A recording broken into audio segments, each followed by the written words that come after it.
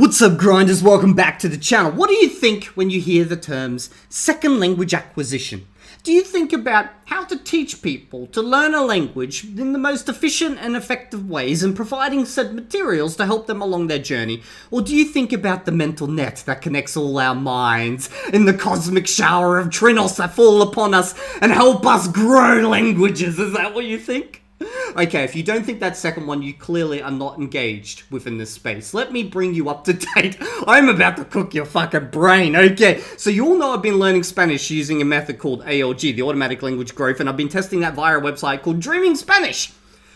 Today, we are going to deep dive. We're going to go so deep that you're going to cook. We're all going to cook. And we're going to do this as a community with minds connected. Let's go. Okay, so I saw this post. It was actually in my Discord. I love my fucking Discord. They find the most random shit and share it, okay? But I saw this, I clicked on it, I started reading, my brain got burnt, I'm looking up shit. I'm like, what the fuck is going on here? Okay, here it is. Morphic Resonance. Resonance. There we go. Third time's the charm. Morphic Resonance applied to language growth. Automatic language growth. Because in the ALG community, they don't say you learn a language, you grow a language. Because, you know, you got to water it with the input or the tears of our enemy. No, don't go there. Okay. If you don't know what Morphic Resonance is, read about it here. Okay. Never heard of it. Went and clicked on it. Seems a little bit cuckoo, but let's keep going.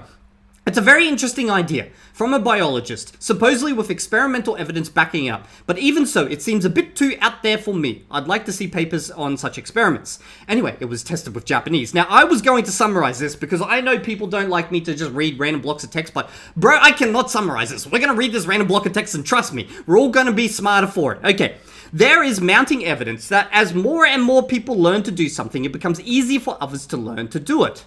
In one experiment, British biologist Rupert Sheldrake took 3 short, similar Japanese rhymes. One, a meaningless jumble of disconnected Japanese words. The second, a newly composed verse. And the third, a traditional rhyme known by millions of Japanese. Neither Sheldrake nor the English school children he got to memorize these verses knew which was which, nor did they know any Japanese. The most easily learned rhyme turned out to be the one from the one that was well known in Japanese. So essentially, 3 poems. We got a jumbled mess of Japanese, we got a newly written poem, and then we got a traditional Japanese poem. And he's given it to, I'm guessing, English school children and gone, learn these. Okay, and then the one that's the traditional poem is the one that they've all managed to learn some way better. But anyway, let's keep going. This and other experiments led Sheldrake to postulate that there is a field of habitual patterns that links all people, which influences and is influenced by the habits of all people. The field contains, among other things, the pattern of that Japanese rhyme. The more people to have a habit pattern, whether of knowledge, perception, or behavior, the stronger it is in the field and more easily it replicates in a new person. Holy shit. Okay, so essentially, the conclusion of this experiment is our brains are connected. You are connected with me, and I am connected with you. And that has led for things that are more habitual among the masses to be easily acquired by the masses. Anyway, that's what the conclusion is here. I figured it wouldn't hurt to suggest you implement it in your language growth process, specifically when you reach the native media stage. The idea would be to prioritize watching really popular media videos with many views, so if comprehensibility and engagement were equal between 2 content, it's possible that its popularity could be a third factor in how effective the content is for language growth. So not only does the content have to be comprehensible? Does it have to be engaging to you? It must be popular because all our minds are connected and we are sharing the massive language between... I don't know where I'm going with this, bro, but like when I read that, I was like, what? And I'm not the only one to say what. Even the ALG community here was basically like, what? Like, read this comment right here. They're like, you can tell this is bullshit, right? You yourself calling it out there. And like, it just... The guy then starts bringing up stuff that I did not know about the actual founder of ALG, okay? So we're going to dive into this, okay? So the person who said this is bullshit then goes, morphic fields is an unfalsifiable, unverifiable hypothesis rejected by the scientific community, which violates fundamental laws of physics, blah, blah, blah, blah. All these, like, laws of physics. There's a difference between having a mind which is open to new ideas and having a mind which is so unfiltered that even utter garbage allows itself to seep in. This is the ALG community calling this shit out, okay? I just want to point that out. They're like, bro. Take a step back. This is why people call us a cult, okay? This shit, this is like Some voodoo science happening over here. Okay, anyway. Then he starts quoting from the founder of ALG. And this stuff, this is new to me, okay. He goes, relativistic causality isn't the fundamental law of physics. Marvin Brown rejected relativity now that I think about it. Now, who is Marvin Brown? No, it's not Martin from Spanish Boost Gaming, although recently. Martin, you've been promoted to the leader of ALG. Congratulations on your promotion. No, we're actually talking about this guy right up here, okay? So you see him? Dr. J. Marvin Brown. He's the guy who invented ALG, okay? So apparently he's rejected relativity now that I think about it. And I was like, okay, I don't remember that happening, but let's keep going. And even the person's like, sorry, did you just say that Brown rejected relativity? As in the theory of general relativity or linguistic relativity? And the person says, yes. So he rejected relativity. As in the theory of general relativity? Einstein's relativity, general and special, he rejected quantum mechanics too. And he starts giving quotes, okay? And this is why people accuse the ALG community of being fucking cultish, okay? Because the founder, he did basically what, a lot of cults do. They create words that only the cult understands. And, I know every single, field of research has their own words, okay? That is understandable because you need words to make things specific for your field of research. But if you look at any field of research or any field at all, they will generally, if a word exists in a parallel field, they will take that word and just extend its use within their field because that's smart. If someone comes from for example, in programming, a lot of programming concepts and the terminology that we use literally just comes from engineering. We don't just create up new shit, okay? So you can see where the founder got a lot of his ideas from just through the selection of the words that he uses. So look at this, okay? So if we just read some of the stuff that he says, okay, and I was trying to read it. Here we go. What do we got? I'll just read this. But now I'm looking at this valley. So this is from the founder of ALG. Now I'm looking at this valley from hindsight, and I see something else. There was a fourth veil. I had it taken to be 20 years to see through the first three, but number 4 took me 40 more. I'll call it the professional shackle. Sometimes the word blinders would fit better. No, blinders is the word. Why are we talking about veils here? Just use the word blinders. Everyone says, they have professional blinders or whatnot.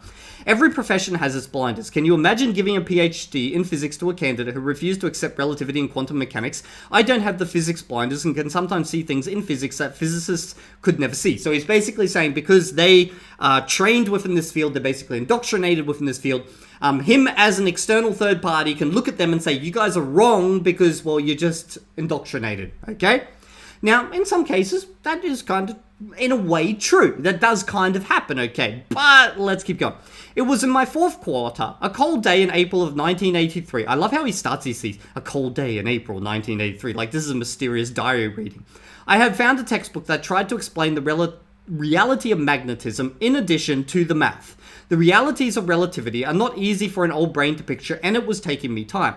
I spent 2 days wrestling with one page of this book, trying to get their picture. I finally got it. They were wrong.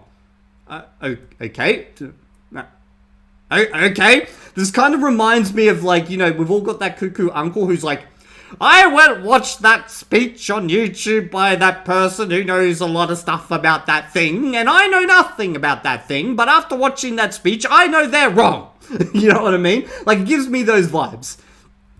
Here's the underlying fact that explains most of relativity. Trinos are our only contact with the universe out there. And I was like, what is this Trinos? I literally went and Googled. I said, define Trinos for me. And it's it's bird trills. And I was like, what?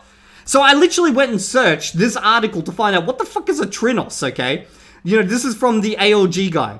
It was Richard Feynman's lectures on physics in 1963. He tells of an interesting theory of gravity that many people had thought up independently since 1750. It goes like this. Space consists of particles. I'm going to call them trinos, moving in all directions. Why? Why are you going to call them trinos? Why are you doing this? Just call them fucking particles. Everyone knows what a particle is. Why are you making up words? Okay? We get hit equally from all sides, thus feeling no pressure. Most of these trinos pass right through the Earth and right through us, but not at all. You know what this reminds me of? I hate to say this because, I don't want to shit on the ALG community, okay? But, your founder's got some cookie shit he's going on here. This reminds me of when I dived into the books of Scientology, how he would say, everyone uses this word, but I use this word. I'm going to use this moving forward. And he does that so much to the point that you're literally speaking another language. We've redefined every word, okay? And now you're in his mindset. And now all you're going to understand is his mindset. Like, if you want to, like, keep reading. And it's a way of, like, breaking from the meaning of other things. So you've got a particle. Everyone knows what a particle is. But if we introduce a new word for it and we say it's going to be this, then we can redefine that new word because it's our word, okay? But it's still loosely connected to that. Like, why? You don't need to do this, okay? No one does this. Even in programming, when we talk about, you know, creating physics simulations, we talk about particles. Why are you calling them trinos? A few trinos are strained out by the Earth, and we thus get hit by a few more from above than from below. Thus, the excess number of trinos hitting us from above exerts a pressure on us towards the Earth. This pressure is gravity. So, he's saying that the particles that are hitting us are pushing us down onto the ground, basically. That's what he's saying. Anyway, as with the Duplo mass, once we guess the reality behind it... Okay, and in fact, Marvin Brown also realized the problem physics has in general, okay? It may seem strange that a book about language learning could spend so much time on things like physics, evolution, and brain theory, but this book isn't about any of those fields. It's about science in general, and in order to develop a real science of language acquisition, automatic language growth. And I had to put it in the context of real science of the brain, the internet, and the real science of the universe, the cosmic shower. This is... Well, why are we doing this? Like, I guess that could be like a cool title for a book, but my original title for the book was Unblocking Science, and this remains the underlying theme. It's about the blocks and how to avoid them. I have to get rid of the blocks before I can figure out how language learning works. Most of these blocks take the form of what I'm calling ghosts. So here we go. We're defining something else as a ghost. So a ghost in his mind is something that is blocking our ability to learn a language. Okay, the fields with the fewest ghosts were the ones that attract... No, it's not. It's just something that blocks things. Okay. Astronomy, chemistry, and evolution. Physics pretended to be searching for reality, but was loaded with ghosts. Things like mass, energy, light, gravity, and magnet. So why are these... So you introduce this as blocks, but now you seem to be using it in the context of... Like, these are unseeables. So this is what I mean, like, with the word redefinition. It's... I don't like it. I don't like it. And then we just get some more. Okay, so, like... This really makes me question if I should be following this method any further. Like, I'm going to keep doing it, because I'm already so far along the track, and I might as well see how far I can take it. And I've got a video that either my editor has dropped already or it will come soon, where I do a full react to, not the founder, not this guy here, but to one of the driving motors of ALG, and him explaining the entire method, okay? I've already filmed it, and I have a lot to say. It's a long video, so hopefully it's come out already. If it's not, you'll see it very, very soon.